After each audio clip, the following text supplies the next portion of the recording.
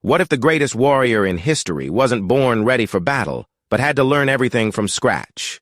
Picture a young boy, destined for legendary fame, stumbling through his first sword lessons under the patient guidance of a creature that shouldn't exist. In ancient Greece, where gods walked among mortals and heroes shaped the course of history, education meant more than reading scrolls in dusty halls. For those blessed with divine blood, learning took place in hidden valleys, far from civilization's watchful eyes.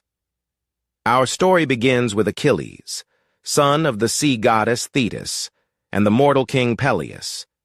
This wasn't just any child.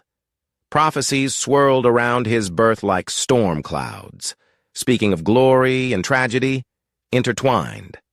His mother, desperate to protect her son from a fate she couldn't change, made a decision that would shape the greatest warrior the world had ever known. Thetis brought young Achilles to Mount Pelion, where lived Chiron, the wisest of all centaurs. Unlike his wild, wine-loving brothers, Chiron possessed a gentle soul and vast knowledge. Half man, half horse, he stood as a bridge between civilization and nature, between mortal understanding and divine wisdom. Chiron had trained heroes before. Jason, who would lead the Argonauts, had learned courage under his guidance. Asclepius, the greatest healer, had discovered the secrets of medicine from the centaur's teachings. But Achilles would prove different from all previous students. The boy arrived at Chiron's cave angry and confused. Torn from his mother's palace, he couldn't understand why he needed training at all. Surely, his divine blood made him naturally superior to ordinary mortals. Chiron watched the young prince throw tantrums and refuse lessons, seeing not defiance, but fear. Chiron's first lesson wasn't about warfare. Instead, he taught Achilles to listen. They sat by mountain streams, identifying bird calls and tracking animal movements. The centaur explained how a true warrior must understand his environment completely.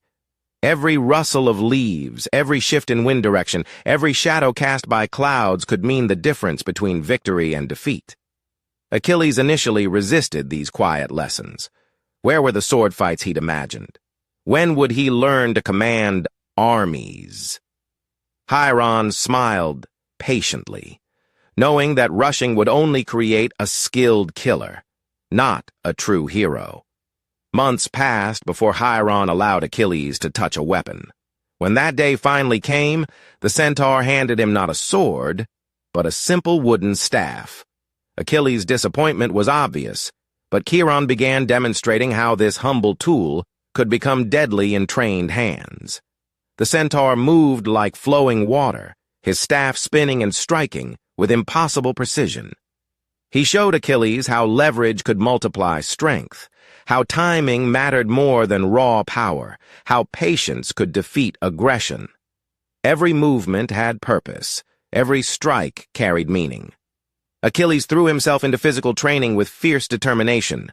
His divine heritage granted him supernatural speed and strength, but Chiron taught him that gifts without discipline were worthless. They practiced from dawn until dusk, the centaur pushing his student beyond normal human limits.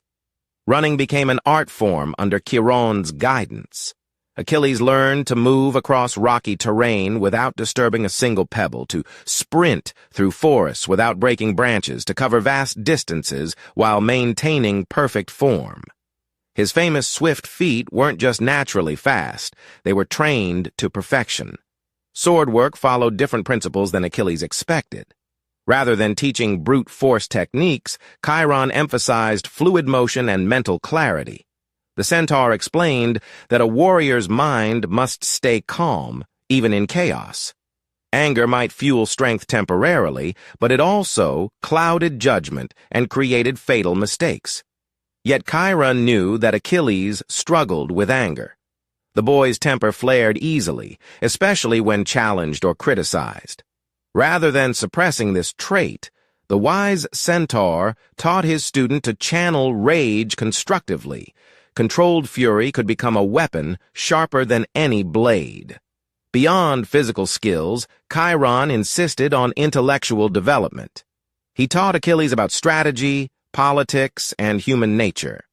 They studied historical battles, analyzing why certain tactics succeeded while others failed catastrophically. The centaur emphasized that true victory required understanding one's enemies as thoroughly as oneself. Music formed another crucial part of Achilles' education. Chiron played the lyre beautifully, explaining that rhythm and harmony were essential to both combat and leadership. A warrior who understood music could better coordinate with allies, inspire troops through songs, and find peace amid war's brutality. Healing arts came naturally to Chiron, and he passed this knowledge to Achilles. The future hero learned to identify medicinal plants, treat wounds, and ease suffering. Chiron believed that those who could take life should also understand how to preserve it. As seasons changed, Achilles transformed from an angry, confused boy into a focused young man. His skills grew beyond anything Chiron had seen in previous students. The centaur began to worry, recognizing that such exceptional abilities might lead to equally exceptional pride. Chiron shared stories of heroes who had fallen due to arrogance. He spoke of warriors who forgot their mortality, who believed their strength made them equal to gods. These cautionary tales were meant to keep Achilles humble, though the centaur wondered if any lesson could truly prepare someone for the corrupting influence of absolute power. The final years of training focused on leadership and responsibility. Chiron explained that Achilles would someday command armies, that men would live or die based on his decisions. This weight seemed to mature the young hero, tempering his natural arrogance with genuine concern for others, yet prophecy cast its shadow over their mountain retreat. Chiron knew that Achilles faced a terrible choice between a long, peaceful life and a short existence filled with eternal glory. The centaur couldn't change this fate, but he could prepare his student to face it with wisdom.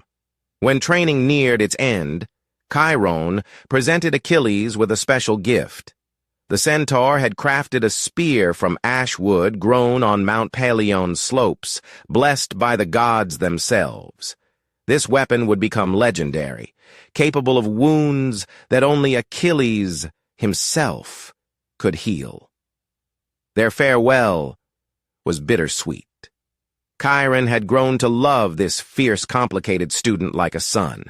Achilles had found in the centaur not just a teacher, but a father figure who understood both his divine potential and mortal limitations.